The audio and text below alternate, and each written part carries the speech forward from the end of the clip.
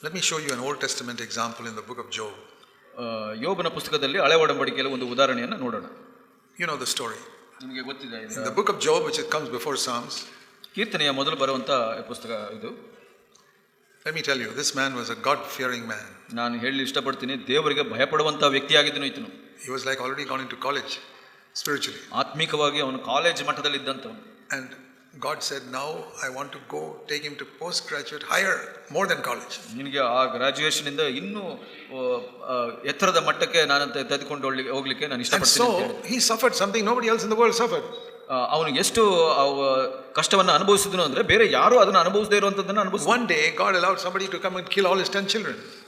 ಒಂದು ದಿವಸ ದೇವರು ಆತನ ಎಲ್ಲ 10 ಮಕ್ಕಳು ಯಾರೋ ಬಂದು ಸಾಯಿಸಲಿಕ್ಕೆ ಅನುಮತಿಸಿದ. And to destroy all his property. ಎಲ್ಲ ಒಂದು ಆಸ್ತಿ ಎಲ್ಲವನ್ನು ನಾಶ ಮಾಡಿದ್ರು. He lost his property and he lost his children. ಆತನ ಆಸ್ತಿ ಮತ್ತು ಆತನ ಎಲ್ಲ ಮಕ್ಕಳನ್ನ ಕಳ್ಕೊಂಡ. And you know what he did? ಏನು ಮಾಡಿದನು ಗೊತ್ತಾ?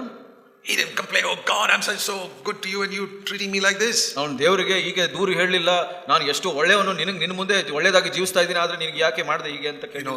ಇಲ್ಲ. Some people, if one child is seriously sick, they begin to question, oh God, why you treating me like this? ಕೆಲವರು ಒಂದು ಮಗು ಗಂಭೀರವಾಗಿ ಅನಾರೋಗ್ಯವಾಗಿದ್ರೇನೆ ದೇವರ ಯಾಕೆ ಹೀಗೆ ಅಂತ ಕೇಳ್ತಾರೆ. See what Job did.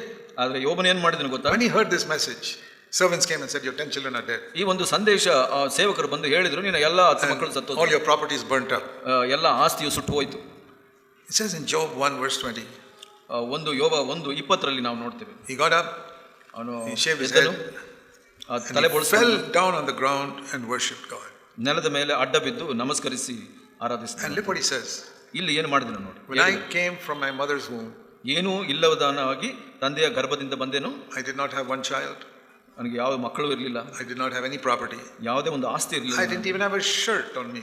ನನ್ನ ಮೇಲೆ ಒಂದು ಮೇಲಂಗಿ ಕೂಡ ಇರಲಿಲ್ಲ. And when I die, ನಾನು ಸತ್ತಾಗ, I cannot take anything out of this world. ಇದರಿಂದ ಈ ಲೋಕದಿಂದ ನಾನು ಏನೂ ತೆಗೆದುಕೊಂಡು ಹೋಗಲಿಲ್ಲ. ಇಲ್ಲಿ ಏನು ಹೇಳ್ತಾನೆ? When I came into the world, I had nothing. ನಾನು ಈ ಲೋಕಕ್ಕೆ ಬಂದಾಗ ನನ್ನಲ್ಲಿ ಏನೂ ಇರಲಿಲ್ಲ. How a baby is born? ಯಾವ ಒಂದು ಮಗು ಹೇಗೆ ಹುಟ್ಟುತ್ತೆ? Not even a shirt. ಒಂದು ಮೇಲಂಗಿ ಕೂಡ ಇರೋದಿಲ್ಲ. When they die, ಅವರು ಸತ್ತಾಗ, you can put a shirt on their body, but the soul is gone without anything. ಆ ಒಂದು ಶರೀರದ ಮೇಲೆ ಒಂದು ಅಂಗಿಯನ್ನು ಹಾಕಬಹುದು, ಆದ್ರೆ ಆ ಒಂದು ಪ್ರಾಣ ಏನು ಇಲ್ಲದೆ ಮೇಲೆ ಹೋಗುತ್ತೆ. It's empty. ಅದಕ್ಕೆ ಏನು ಇಲ್ಲ. Gone without anything. ಏನು ಇಲ್ಲ ತೆಗೆದುಕೊಳ್ಳಿ. He can't take 1 rupee out of this earth. ಒಂದು ರೂಪಾಯಿ ಕೂಡ ಈ ಲೋಕದಿಂದ ತೆಗೆದುಕೊಂಡು. He can't take one of his children from this earth. ತನ್ನ ಒಂದು ಮಗುವನ್ನು. And so he says in verse 21, I came from my mother's womb without nothing, I'll go also back without anything. ತಂದೆಯ ಗರ್ಭದಿಂದ ಆಗಿ ಏನು ಇಲ್ಲದವನಾಗಿ ಬಂದೇನು, ಏನು ಇಲ್ಲದವನಾಗಿ ಗತಿಸಿ ಹೋಗುವೆನು ಅಂತ ಹೇಳಿ. During this few years that I'm here on earth, ನಾನು ಇಲ್ಲಿ ಇರುವಂತ ಕೆಲವೇ ವರ್ಷಗಳಲ್ಲಿ the Lord gave me children. ಕರ್ತನು ನನಗೆ ಮಕ್ಕಳು ಕೊಟ್ಟರು, property, ಆಸ್ತಿಯನ್ನು ಕೊಟ್ಟರು, He gave me many good things. ಬಹಳಷ್ಟು ಒಳ್ಳೆಯದು. And now ಈಗ He's taken them all away. ಅದೆಲ್ಲ ತೆಗೆದುಕೊಂಡು ಬಿಟ್ಟು. That's His. ಆತನದೇ. He gave it to me and He took it away. ಆತನೇ ಕೊಟ್ಟನು, ಆತನೇ ತೆಗೆದುಕೊಂಡನು. Praise the Lord. ದೇವರಿಗೆ ಸ್ತೋತ್ರ. And there it says in verse 22, he did not sin. ಅಲ್ಲಿ 22ನೇ ವಚನದಲ್ಲಿ ಹೇಳುತ್ತೆ, ಯೋಬನು ಪಾಪ ಮಾಡಲಿಲ್ಲ. God was trying to give Job a pure heart. ದೇವರು ಆತನನ್ನು ಸಂಧಿಸಿದನು, ಯಾಕೆಂದ್ರೆ ಅವನಲ್ಲಿ ಶುದ್ಧ ಹೃದಯ. Where you love God more than all these things. ಎಲ್ಲಿ, ಯಾಕೆ ಅಂದ್ರೆ ಆತನು ಈ ಎಲ್ಲಾ ಸಂಗತಿಗಳಿಗಿಂತ ದೇವರನ್ನ ಹೆಚ್ಚಾಗಿ ಪ್ರೀತಿಸಿದನು. God has got a good plan for your life. ದೇವರಿಗೆ ನಿಮ್ಮ ಮೇಲೆ ಒಳ್ಳೆಯ ಯೋಜನೆ ಇದೆ. And the first step to that, ಅದಕ್ಕೆ ಮೊದಲ ಹೆಜ್ಜೆ ಏನು ಗೊತ್ತಾ? is that you must confess your sin to the Lord. ನಿಮ್ಮ ಪಾಪಗಳನ್ನ ಕರ್ತನಿಗೆ ಅರಿಕೆ ಮಾಡಬೇಕು. Lord, I have done this wrong, I've done that wrong. ಕರ್ತನೇ, ನಾನು ಈ ತಪ್ಪನ್ನ ಮಾಡಿದ್ದೀನಿ, ಆ ತಪ್ಪನ್ನ ಮಾಡಿದ್ದೀನಿ. I love money more than I love you.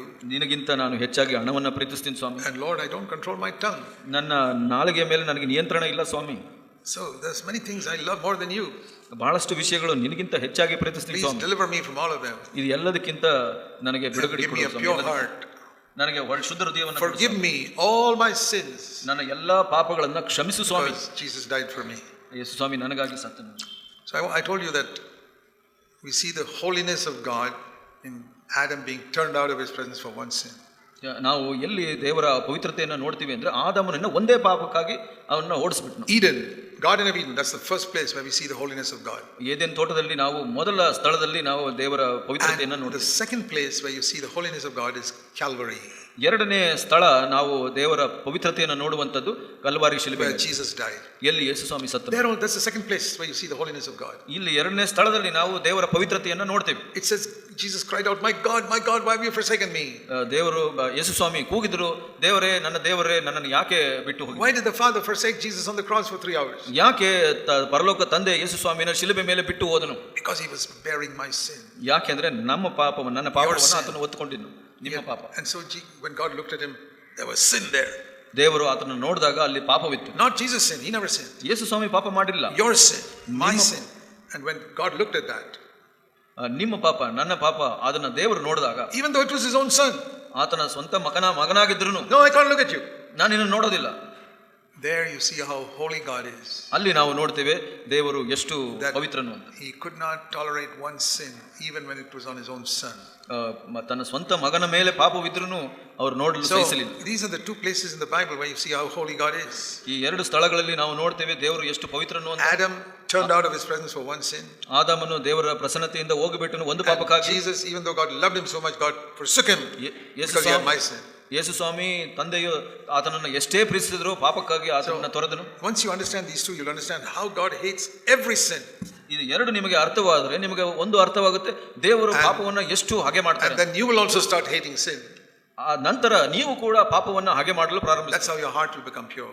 ಹಾಗೆ ನಿಮ್ಮ ಹೃದಯವು ಶುದ್ಧವಾಗುತ್ತೆ. And you'll be able to see God. ನೀವು ದೇವರನ್ನು ನೋಡ್ಲಿಕ್ಕೆ ಸಾಧ್ಯವಾಗುತ್ತೆ. Let's pray. ಪ್ರಾರ್ಥಿಸೋಣ. Let's bow our heads before God. ದೇವರ ಮುಂದೆ ತಲೆಯನ್ನು ಬಾಗಿಸಿ. We must not receive this message only in our understanding. ಈ ಒಂದು ವಿಷಯಗಳನ್ನು ನಾವು ಮನಸ್ಸಿನಲ್ಲಿ ಮಾತ್ರ ತಿಳ್ಕೊಳ್ಳೋದಲ್ಲ. Say, Lord, I want this to come into my heart. ಇದು ನನ್ನ ಹೃದಯಕ್ಕೆ ಬರಬೇಕು ಸ್ವಾಮಿ.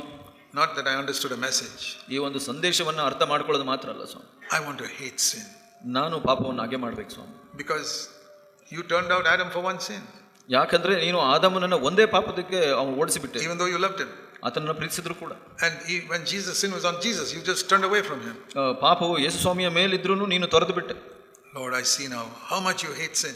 ನನಗೆ ಕರ್ತನೆ ಇವಾಗ ಕಾಣಿಸುತ್ತೆ ನೀನು ಎಷ್ಟೊಂದು ಪಾಪವನ್ನು ಹಾಗೆ ಮಾಡಿ. I want to hate it, Lord. ನಾನು ಕೂಡ ಹಾಗೆ ಮಾಡಬೇಕು ಸ್ವಾಮಿ. I want to hate sin more than poverty. ನಾನು ಪಾಪವನ್ನ ಒಂದು ಬಡತನಕ್ಕಿಂತ ಹೆಚ್ಚು ಹಾಗೆ ಮಾಡಬೇಕು. I want to hate sin more than sickness. ಒಂದು ಅನಾರೋಗ್ಯಕ್ಕಿಂತ ಹೆಚ್ಚಾಗಿ ನಾನು ಹಾಗೆ ಮಾಡಬೇಕು ಸ್ವಾಮಿ. I want to hate sin more than being insulted by others. ಯಾರು ನನಗೆ ದೂಷಿಸಿದ್ರು ಅದಕ್ಕಿಂತ ಹೆಚ್ಚಾಗಿ ನಾನು ಹಾಗೆ ಮಾಡಬೇಕು. Lord, help me to hate sin more than anything else in this world. ಈ ಲೋಕದಲ್ಲಿ ಎಲ್ಲದಕ್ಕಿಂತ ಹೆಚ್ಚಾಗಿ ಪಾಪವನ್ನು ಹಾಗೆ ಮಾಡೋ ತರ ಮಾಡಿಸು. Thank you, Father.